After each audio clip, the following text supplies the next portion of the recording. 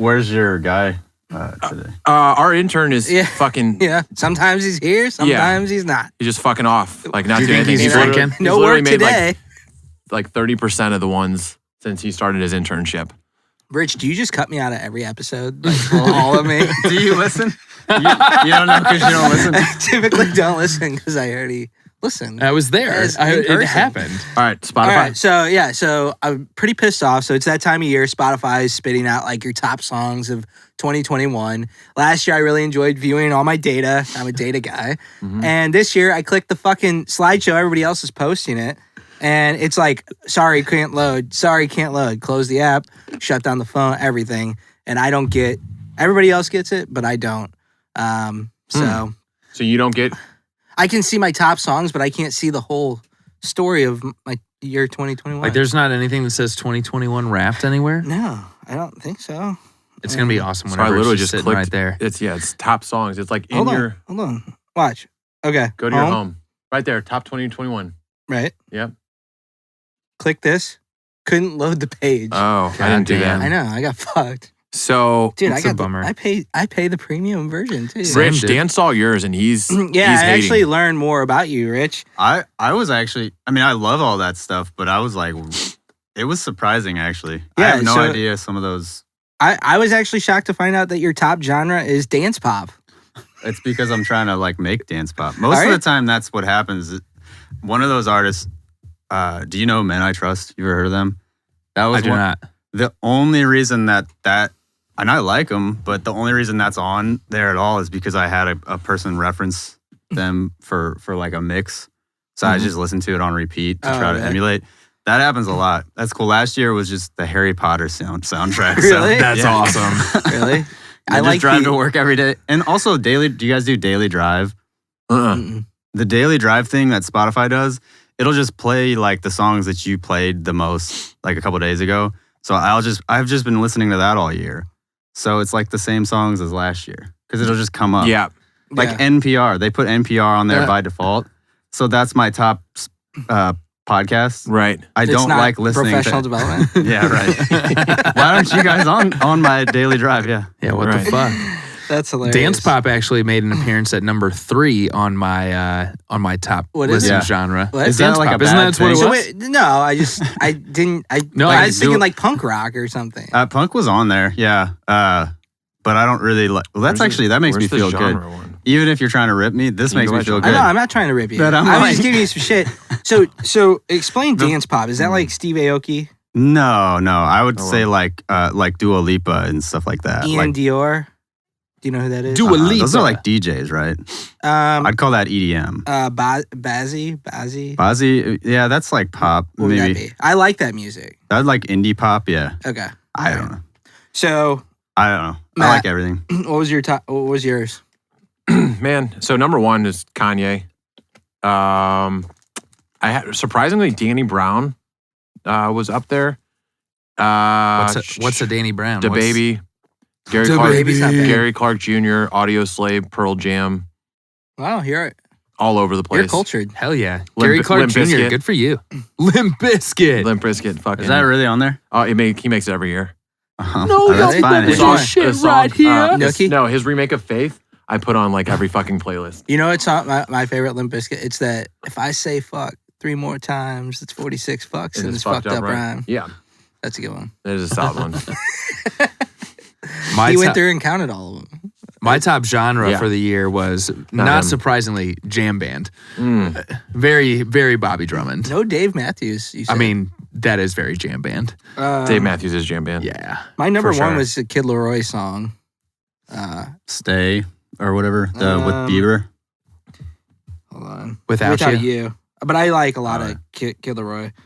But then everything else was like Morgan Wallen. And I had a Halsey song, which I don't know how that got on there. No, Halsey's good, though. I have 2 Halsey songs in my top 5. They probably call that dance pop, I bet. Really? Yeah. I have Alone by Halsey as my number 1 listened to song. It's the first time, and I was saying this earlier, but we weren't recording. This is the first year in like 6 years that Waka Flocka No Hands has not made it into my top 5. So damn, dude. Clearly, I am not getting fucking crunk enough. I also don't know if it's older. So. I know. Do you know who Zaz is? That was my number 1 artist this year, And I've only listened to her album like one time, but I think it's because she doesn't have that many listeners. She's like a French jazz singer. Huh. But like, I don't think I've listened to Zaz that much. Maybe, I don't know. It is She's just weird, 'cause I infiltrating actually thought Spotify Morgan and- Wallen would be all of my top. Yeah. Like, and then I have, I do listen to Drake a lot as well. But Yeah. Do you know Hiatus Coyote? That's on mine every year. Mm-mm. No, I Yeah, don't. you guys aren't cool enough. Well, Dude, I we actually gotta thought follow you Justin on Bieber. Spotify. I listen to a lot of Justin Bieber. That's dance pop. They would Is call it? that. Yeah, I Okay. bet they would say that. Yeah. So I'm surprised he wasn't up there more. Bieber's good.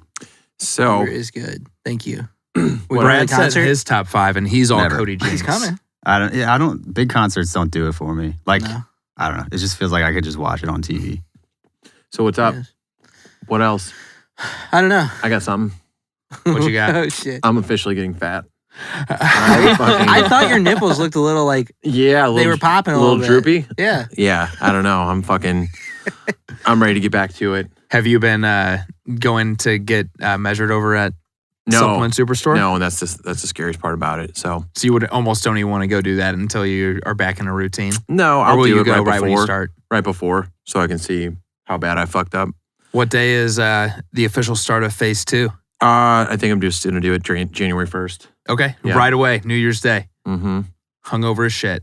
Yeah, possibly. Maybe I might be doing a volleyball tournament that night, so I don't know if I'll be drinking. So I was actually going to ask New Year's plans because I have none. I don't do much, man. I got 5 kids. We put on. God, this is so soft. It's embarrassing to even fucking say, but I mean, What do you we put on this stupid fucking fake one at like 9 o'clock for the kids.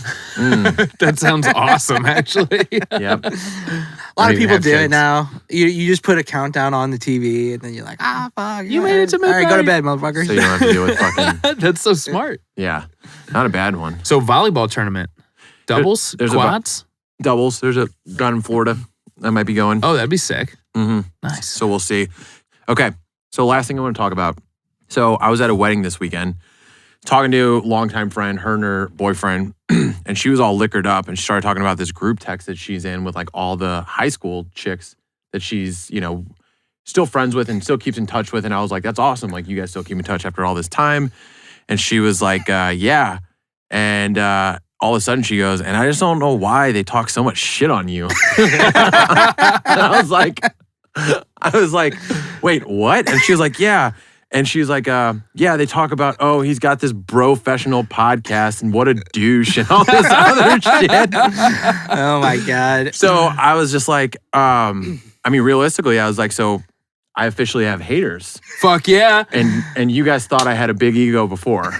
The biggest ego on the podcast. I can't believe they talk shit. So I actually ran into this on LinkedIn. Somebody posted some shit like, I'm so over bro sales culture or whatever. Yeah. And saw so I that. respond back like, well, hey, every company has a different culture. You don't have to work there.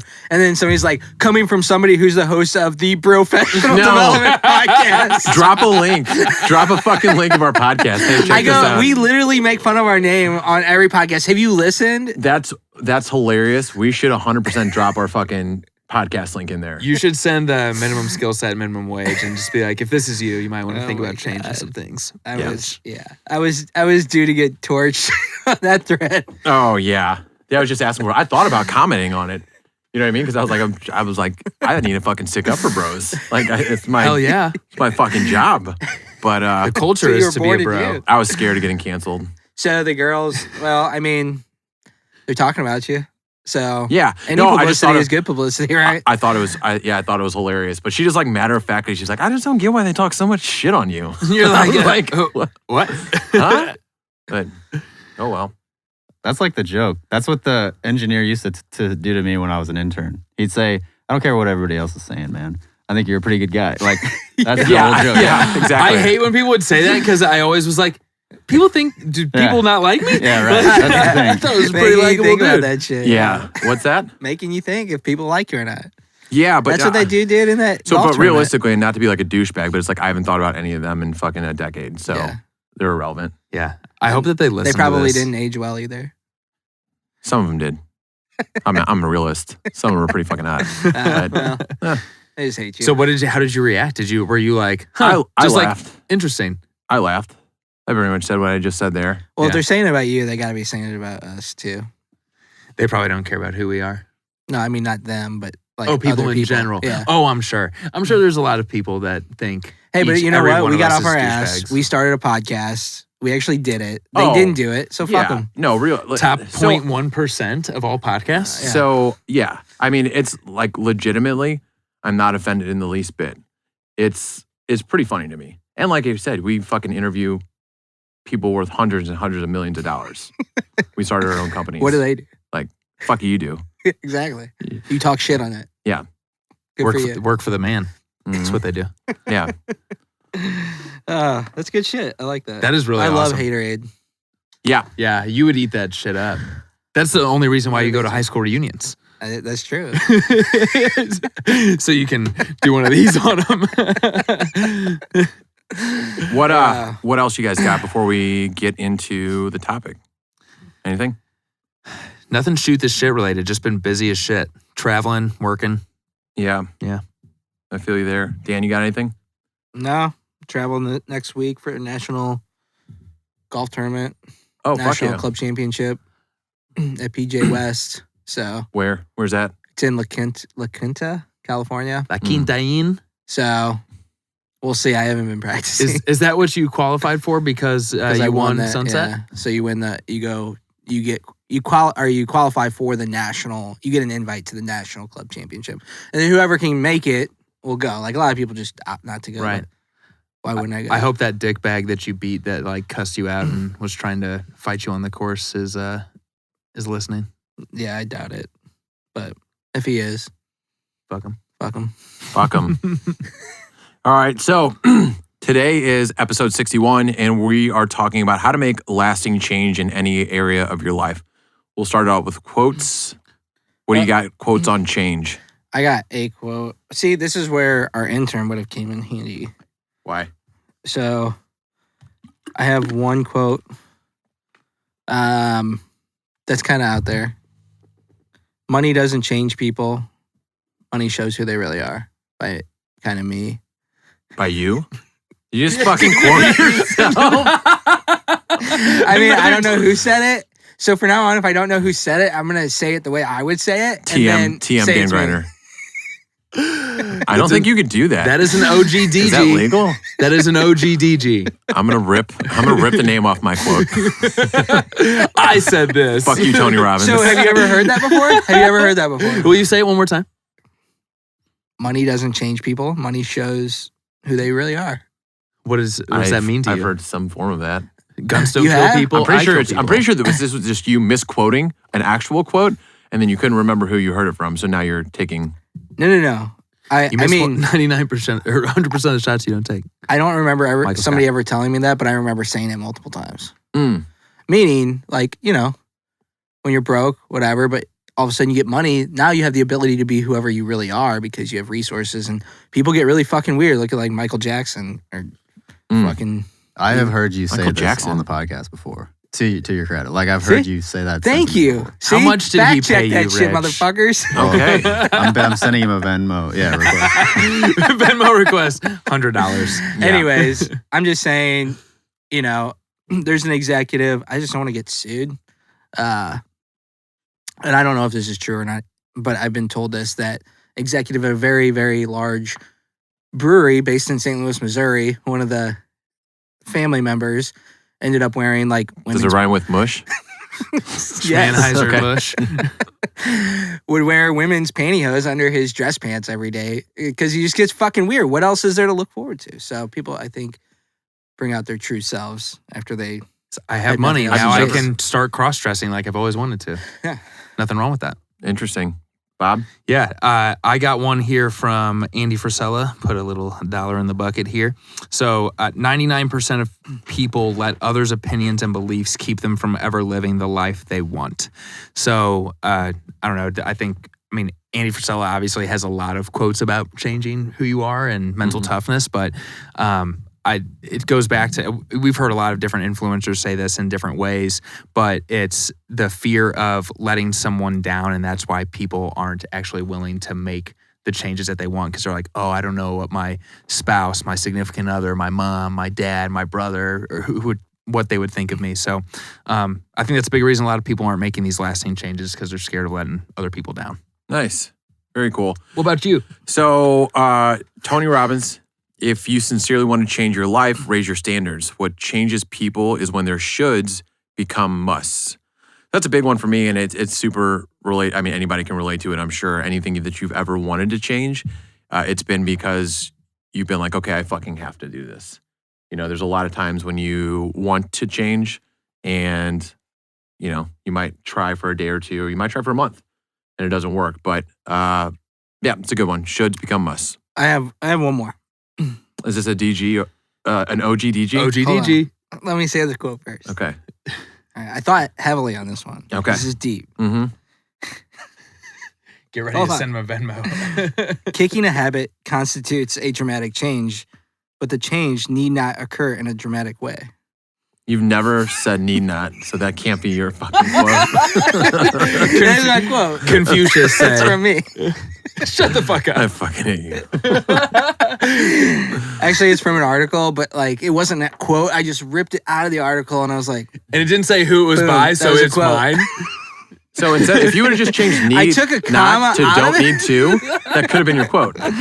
so anyways, kicking a habit constitutes a dramatic change, but the change need not occur in a dramatic way. You say need not so fucking weird. What is wrong with you? Oh, I don't speak like I'm from fucking, I don't know, whenever people talk like that. Damn. It's fucking. We need not. So, Confucius Can say. I let you guys know what this means? Yeah. What's it mean to Since you, I buddy? compiled this. Go ahead. Since you wrote So it. you need to make a dramatic change, but you don't need to do it in one day. Like Yep. small steps, right? So that's the not that you need not occur in a dramatic way. Okay. The fuck. Okay. All right. So guys, It's a good quote. let's you know, I'm just gonna Bangers. what? I only bring bangers to the table. Bangers Yeah. only. Okay. GOG. So, Whatever and we put something on our story, which is they say that most people need one of two things to change: inspiration or desperation. Dan need not inspiration. Or I was born in the wrong generation. yeah. So, what would you guys say is more of a fucking change factor? That's why we can't do these fucking late episodes. I'm fucking. Oh, shit. No, but seriously, Matt, what'd you Worse say? than Okay. the tequila episode. Yeah, no shit. Inspiration or desperation? What do you feel like has been the cause of change in your lives? It's only been desperation for me. Up until recently, I would say, obviously, with stopping drinking and doing drugs, things I don't do anymore, but knew I needed to make a change as far as that goes. So desperation was a big part in that. And I think it, for me, like that was such a huge, like you talk about the one thing, like the book, The One Thing, I think that's also a great book for how to make any sort of lasting change and build those good habits. Mhm. But like asking yourself that question, what's one thing that you have to do such that by doing it will make everything else easier or unnecessary? And for me, that was my one thing is like, all right, I just got to wake up and choose not to have a drink today because I'm not going to be able to accomplish the shit that I want to. Yep. So for me, that was a big thing. But now that, I mean, once you knock down that first domino, it just makes it easier to start knocking down some other ones. So I found it easier to become inspired after getting over that hump. But I think that everyone has some form of a rock bottom, whether it's financially, emotionally, physically, and it's just a matter of figuring out what that is for you and then being able to get back from there. So not to say people can't make changes due to inspiration, but desperation is a huge motivating factor. Yeah, for sure. And I would agree with that. So we actually put out a poll on this on our professional page. They say in order to change, you need either inspiration or desperation. What causes you to change? Our pollsters, inspiration was 71% and desperation was 29%, which I think Bobby would disagree. I would disagree. For me, desperation, obviously, with my story, it was just I hit rock bottom, like you said. I think rock bottom, like, puts your back against the wall and then you start fucking going to work. And then with our Andy Frisella episode, whenever we talked to him and I asked him about like, the dark, the dark side shit, right? Like that was more a desperation thing, I think, than an inspiration. And then after you kind of prove yourself with the dark side shit or with your back against the wall, then yeah, you need to find your why and your inspiration and all these things. But I think that to create actual change, it's more desperation, but it could be either. Yeah, I'm with you guys. It's desperation. And it's like, I can point to multiple, like, so got dumped by a girl, just to clarify. Sad trombone I was noise. gonna ask. Not there's anything wrong with if it was a guy. Not there's anything wrong. Not there's anything wrong with that. Got dumped, started working out. Like started becoming obsessed with working out. Got dumped again. Got obsessed with self-development. Got fired from a job. And had to move back with my mom and start bartending again for a little bit. It sparked me to start my own company because I didn't want to have anybody else be able to fuck with or tell me, like, have that much of an impact to where, like, they had my livelihood in their hands. So it's all been desperation. I'm sure I've done some things for inspiration, but for sure the ones that stick out. And that's it. It's, when we talk about, like, why a lot of people don't change, it's because they're comfortable, right? And I was actually listening to Jay Shetty today, and he was talking about, like, people, there's one thing that people really want, it's certainty, right? So people keep going back to that pain, whether it's a relationship, whether it's money, whether it's finances. People keep going back to that pain because it's familiar, and that's how bad they want certainty. So the pain that's certain, even though it's a lot worse for you, is a lot easier to go to than the pain of, like, not knowing what's going to happen, not seeing, not knowing how to make whatever change that is. Yeah, and that's interesting. So this guy named William James, he wrote The Principles of Psychology in 1890. He was a Harvard professor, and it was like one of the first like books on psychology published or something like that, according to Google. Okay. Anyways, so he says by the age 30, the character has set like plaster and will never soften again. That's a quote from William James, not from Daniel James Griner, but Okay. anyways.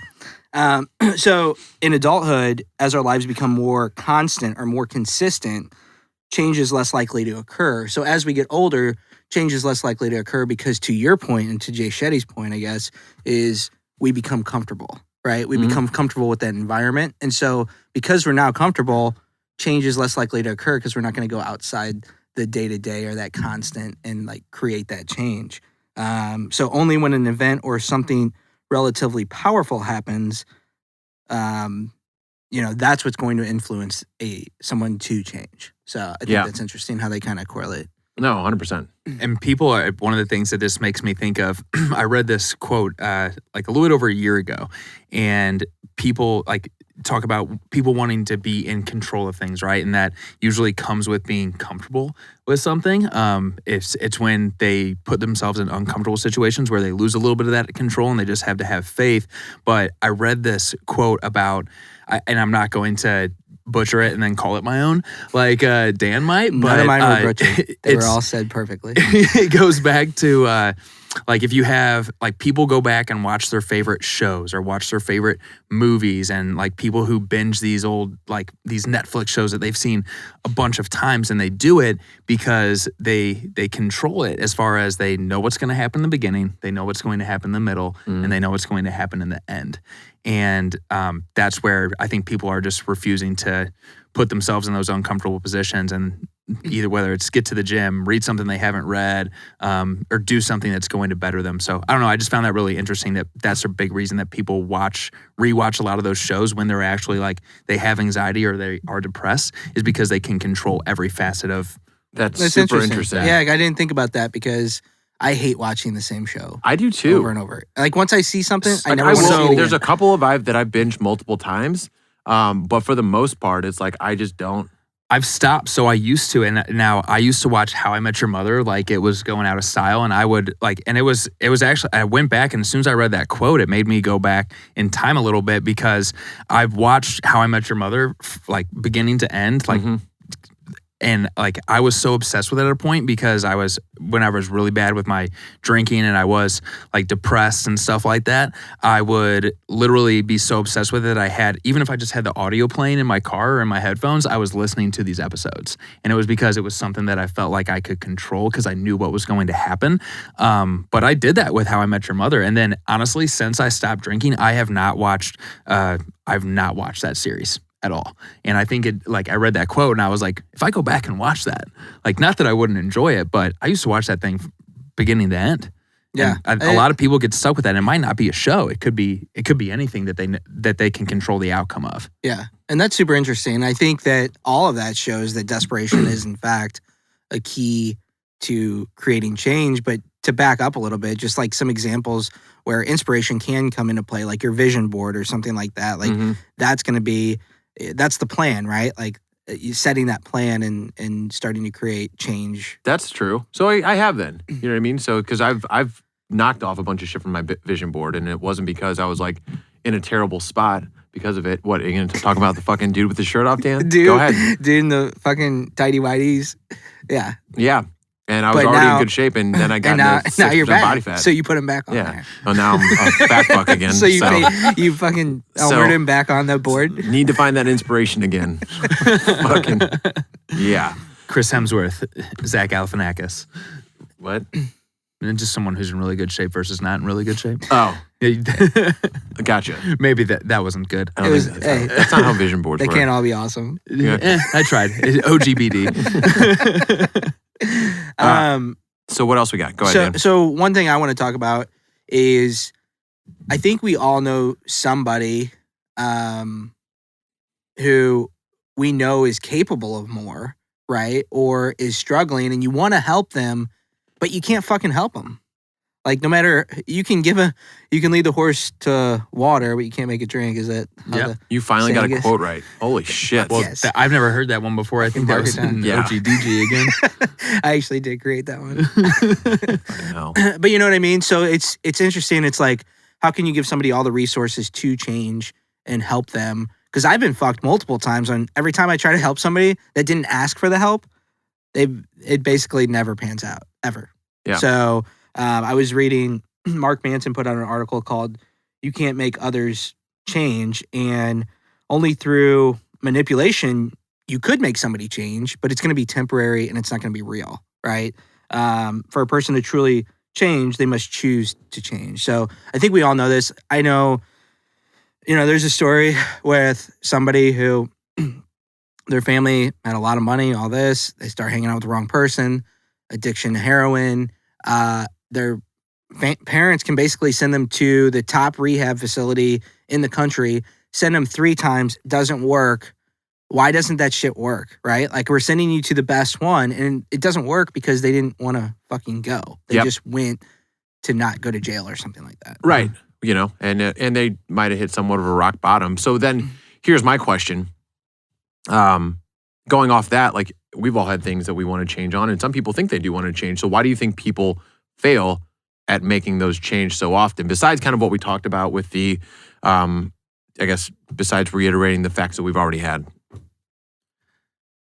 So, Go ahead. Oh, no. I mean, I was going to say, like, for me, like, let's talk about weight loss, right? Like, I want to lose weight in the back of my mind, but it hasn't meant that much to me or become such a priority that I've actually made that change in my life. Mhm. Like, I can talk about it all I want, but I haven't made it a priority to actually do it because there's nothing that's inspiring me, or I haven't gone to the doctor and the doctor's saying, hey, you're going to die if you don't fucking lose weight. You know what I mean? So I don't have the desperation or the inspiration on it.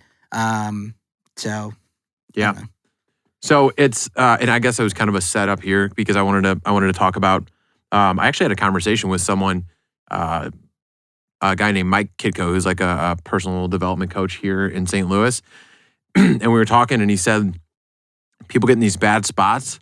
Like, we go from like highs to lows to whatever. Well, during these lows of whatever it is that we're doing or how we're not where we want to be, or where we want to be, we start to take action, right? So we're like in such a depressed or bad state or whatever you want to call it, that we start to take action, start to move the needle a little bit. We start to see progress. And so then that little bit of progress stops us because it's like, okay, I'm good now, right? So I don't need to get all the way here because I got to like, I'm okay. I'm not in a lot of pain anymore, and I don't have the inspiration to keep it moving forward. So I'll just stop here and then kind of yo-yo back and forth. So that's why they like the book, the good, what is it? Good is the enemy of great.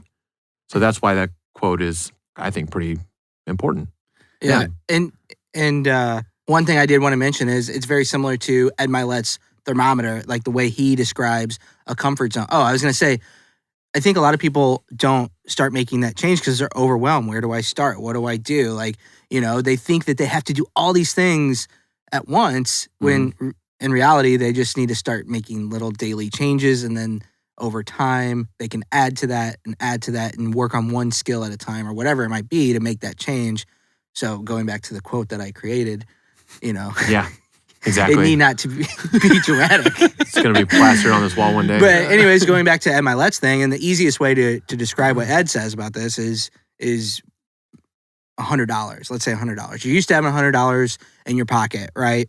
And you get down to $80 and out of desperation, you're like, fuck, dude, I got to get back up to $100. So you go, you get back into your comfort zone, that $100, your comfort zone, right? And then you have a little inspiration and you go out and you get that to $120. And then you're like, oh, dude, I'm good, right? And then you quit working as hard or whatever you were doing to get the money, you quit doing it as much, and then all of a sudden you go back down to your comfort zone. So I do think that everybody, like, that's probably my favorite metaphor of all the thermometer. Professional development is the thermometer, because it's so true. And it's like, I fell into that multiple times with my business. And once I realized, like, that's why I tell myself every day that I'm broke, whether it's true or it's not.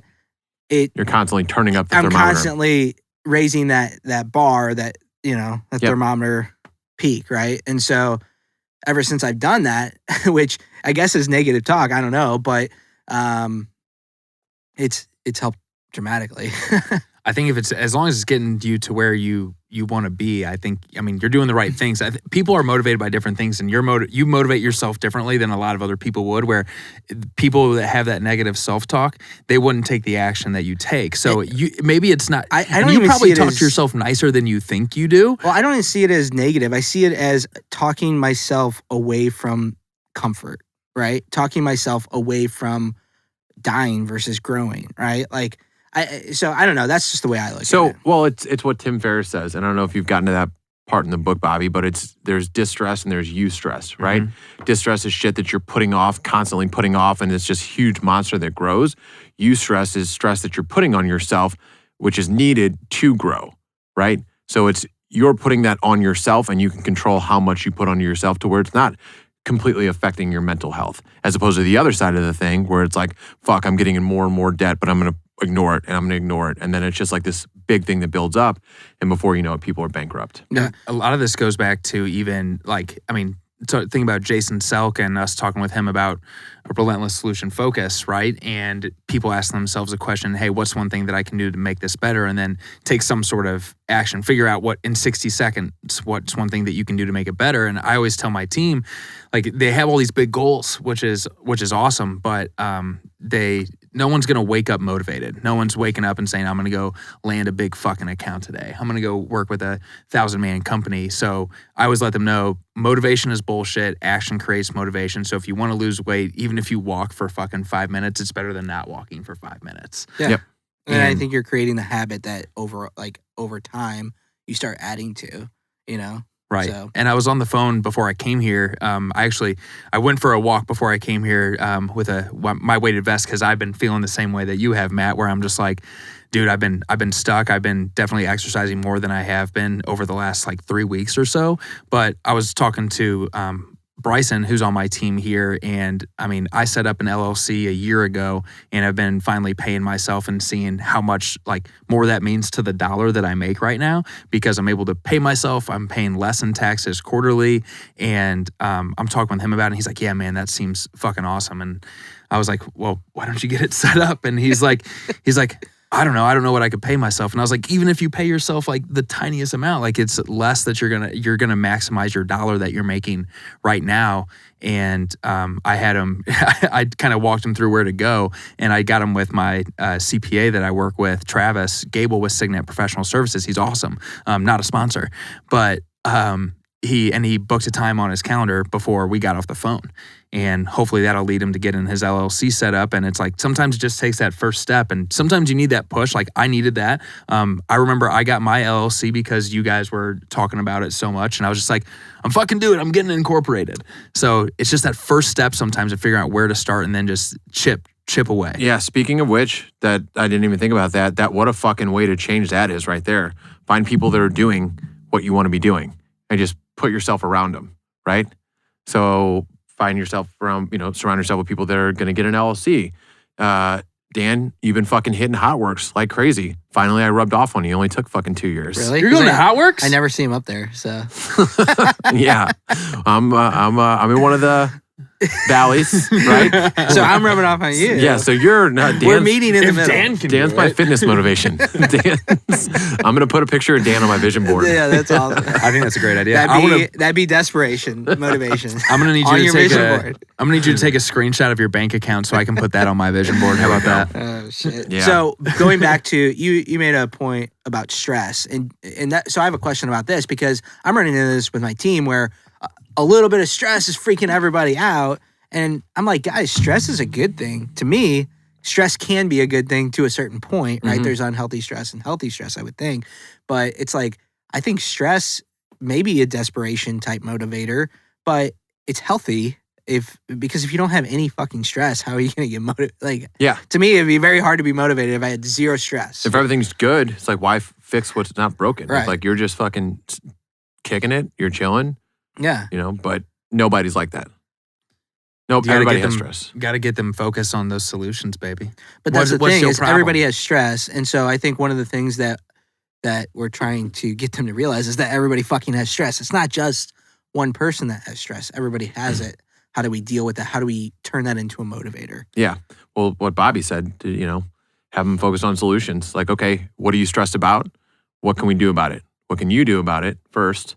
And then what can I do? What can we do to help? That's a big thing that I've talked about with my team too, and I talk about that in my interviews with people. It's one of my questions that I asked is, what's a time where you felt one of these negative emotions, and what have you done to do it? Because Selk talks about the nasty six, the times where you feel fear, anger, stress, anxiety, depression, or guilt. And if you're ever feeling those different things, your brain is releasing cortisol, causing you to perform poorly and act irrationally. Versus if you become solution focused, your brain starts releasing the serotonin, the dopamine, the norepinephrine, and you start to perform better and behave more rationally.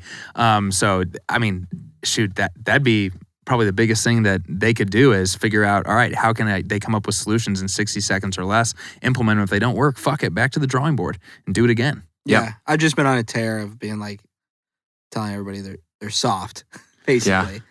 Yeah. And I mean, yeah, I know that's an aggressive way to look at it, right. but making them realize that their problems aren't problems. Real problems. Yeah. Right. They're not as big as they could be, and the solution is not as far away as they're making it seem. Yeah. And I mean, obviously, it's still a support system, things like that. I'm not just like ripping them, but at the same You're time, fucking weak. I am calling them fucking butter. I was like, am I fucking Betty Crocker just swimming in butter today? Good. Fuck it. Sometimes people need that. But Yeah. anyways. But yeah. So you guys got anything else in particular you wanted to talk about? I had a couple other things in my notes. So PTG, post-traumatic growth. I think we talked about that a little bit where, you get to a certain point in your life. I actually have been telling people that it's age 25, but it's actually around age 30 that your brain stops developing. And so at that point, we talked about this, life becomes consistent, it becomes constant. And for change to happen, it would be post-traumatic growth would be transformation after trauma, right? After you experience something in your life that says, holy fuck, I need to make a change. And so I think that's where you see really, really big life changes, like a divorce, a death in the family, you go to the doctor and you're told if you could die from something if you don't make a change in your health, or that's the post-traumatic growth. So I wrote that down, and that's all I really had other than anything else. Yeah. I think I think just to kind of put a bow on it, it always ties back to, and this is like the ultimate self-development cliche thing to say, is having a purpose, right? Is having a why behind why you want to change, whether it's putting some stress on yourself or whether it's getting inspired. It's just one of those things where it's like, we like consistency. We like knowing what's going to happen. We like knowing what's in front of us almost all the time. So unless you have some type of motivation to actually make the change, to complete and like to get to the level of wherever you want to be, it's never going to happen. You're going to keep yo-yoing. So it's either be comfortable with where you are, right? Or find a why, or wait till you get desperate enough that you're like, I fucking have to do this. Yeah, and one other thing, I did find a piece of information that's actually good news, and I was surprised about this. More people quit addictions than maintain them. So I was surprised by that, because I think people that do quit addictions are, extremely strong people to be able to make that kind of change. So I thought that was a good, positive thing out in the world. For sure. Would not expect that either. Where did you find that quote? American Psychology Association. Seems legit. All right. I mean, We'll have if it's Sal. on the internet. We'll have Sal fact check it. Yeah, eventually, if Sal ever fucking check shows it. up. Squeeze. Yeah. All right, guys. Well, thanks for tuning in, and we will see y'all later next week. Later, y'all. Later, y'all. Gators. Later, Gator. Armadillo. Deuces.